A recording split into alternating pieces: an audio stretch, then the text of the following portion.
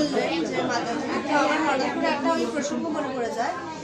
এই মুহূর্তে আমার ঠিক মহারাজের নামটা মনে পড়ছে না, কিন্তু মাকে কেউ একজন প্রণাম করে গেছে। তো মাকে যখনই প্রণাম করে গেছিলেন, আমরা তো যে প্রণাম করি, আমরা সাধারণত যে মন্দিরে যাই, আমরা তো মনটাকে না চিন্তা ভাবনা করি, না সারাদিন জপ করছি, না ধ্যান করছি, আমাদের মানে শুধু স্নান করছি, দেহ শুদ্ধ হচ্ছে, কিন্তু চিত্ত শুদ্ধ তো একদমই হচ্ছে না। আমাদের মনের মধ্যে নানা অঙ্কট বঙ্কট নিয়ে যখনই আমরা কোনো মহাপুরুষেরকে প্রণাম করি বা চরণ স্পর্শ করি, তারা তো সবসময় ওই ধ্যান ধারণা সাধন তপস্যার মধ্য দিয়ে থাকেন এবং মনটা তাদের প্রচন্ড শান্ত থাকে। ওর মধ্যে দিয়ে একজন মাকে প্রণাম করতে গেছেন, মাকে এমন ভাবে প্রণাম করেছেন, উনি চলে যাওয়ার পরে মায়ের সারা পা জ্বলতে শুরু করে দিয়েছে।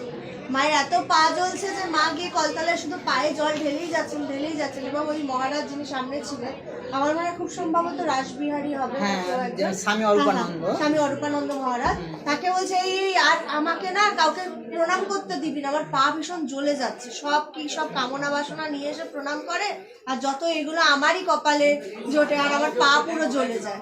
এই যখন পা জ্বলে আছে, আবার কিছুক্ষণ বাদে আবার তার মনে পড়েছে এই যদি কথাটা আবার রাসবিহারী গিয়ে শারদানন্দ মহারাজকে বলে দেয়, কারণ শারদানন্দ মহারাজ ছিলেন একদম মায়ের আনুগত্য, মা ছাড়া তিনি কিচ্ছু বুঝতেন না।